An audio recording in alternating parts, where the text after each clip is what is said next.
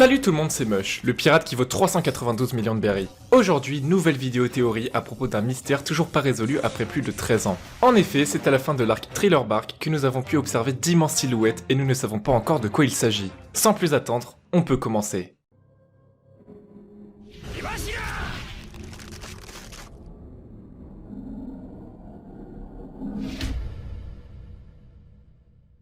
Que va-t-il se passer maintenant? Ça, personne ne le sait.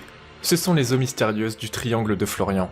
Tous les ans, à peu près une centaine de navires se perdent dans cette brume sans fin. C'est un profond et très ancien mystère. Quelle chance que la brume soit aussi épaisse en ce jour. Car cette silhouette qui se dessine sur cette mer n'est dissimulée que par son épais voile blanc. Voici les seules informations que nous avons eues concernant le triangle de Florian et l'immense silhouette cachée par le brouillard.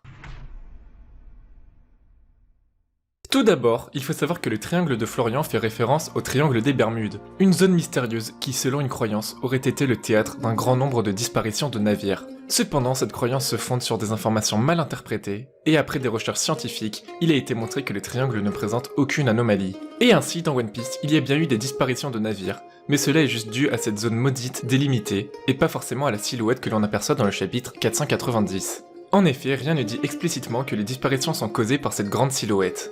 De plus, Brook qui a erré pendant 50 ans dans cette zone saurait que c'est de cette silhouette qu'il faut se méfier et en aurait parlé à un moment ou un autre. Et s'il n'en a pas parlé, c'est peut-être car cette silhouette est très rarement présente et je vais vous expliquer où je veux en venir. Il se pourrait que cette immense forme aperçue à travers le brouillard s'agisse tout simplement de Zunesha. Oui, cet immense éléphant qui porte l'île de Zo sur son dos. Regardez cette silhouette. On pourrait imaginer que la forme à gauche et à droite soit les pattes de l'éléphant et la forme au milieu soit sa trompe avec ses yeux.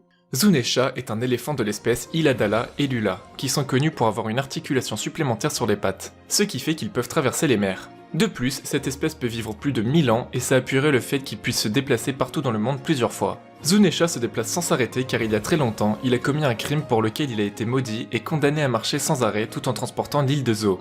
Il faut savoir qu'auparavant, un argument contrait ma théorie. Comment Zunesha pouvait-il accéder à la deuxième moitié de Grand Line, le Nouveau Monde? Car il y a une immense chaîne de montagnes appelée Red Line et s'élevant à plus de 10 000 mètres d'altitude.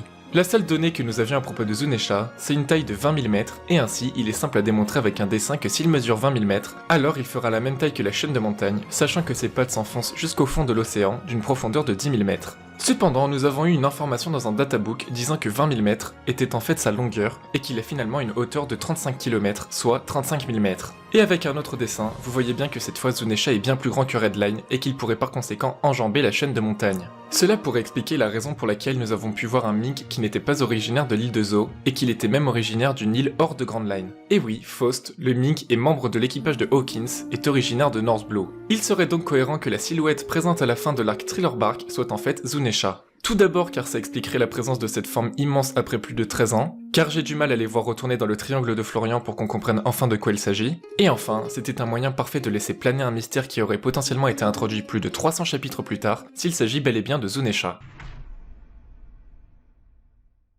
Zunesha reste une entité assez mystérieuse, sachant que nous ne savons pas d'où il vient, quel est son crime et qui l'a condamné à marcher toute sa vie. Peut-être que nous aurons une réponse à un moment et qu'on comprendra qu'il peut se déplacer partout dans le monde et pas seulement dans le Nouveau Monde. Sachant que Zunesha a plus de 1000 ans, il est probable que lorsque l'on en saura plus sur le siècle oublié et l'ancien royaume, nous revoyons Zunesha avant sa malédiction. Il faut savoir que la voix de Zunesha ne peut être entendue que par certains personnages. Nous avons vu Luffy et Momonosuke, mais la seule personne connue qui a pu lui donner des ordres est Momonosuke. Nous avons également vu que Roger et Oden ont pu entendre sa voix, mais n'ont pas pu le commander. C'est ce que dit Pedro dans le chapitre 821. Roger et Oden ont entendu cette voix majestueuse avec laquelle ils ne pouvaient pas s'entretenir. Alors pourquoi Momonosuke a-t-il pu parler avec Zunesha mais pas Oden? La différence de sang qu'ils ont, c'est que Momonosuke est un descendant des Kozuki, mais aussi de Hamatsuki Toki, qui est né il y a environ 830 ans. Par conséquent, Toki et Zunesha ont pu être liés de près ou de loin. Je vais donner une hypothèse mais à prendre avec des pincettes car ce ne sont que des suppositions. Et si Zunesha avait une mission importante qui était de faire sortir les hommes poissons afin qu'ils puissent remonter à la surface et cohabiter avec les humains? En effet, cela part d'une promesse de Joy Boy faite aux hommes poissons qui était d'utiliser Noah, le navire géant, afin que les hommes poissons puissent se déplacer dans le monde des humains. Mais cela n'a pas pu voir le jour et c'est la raison pour laquelle il y a un poneglyphe sur l'île des hommes poissons montrant une lettre d'excuse. Mais pourquoi le navire n'a-t-il pas pu être déplacé?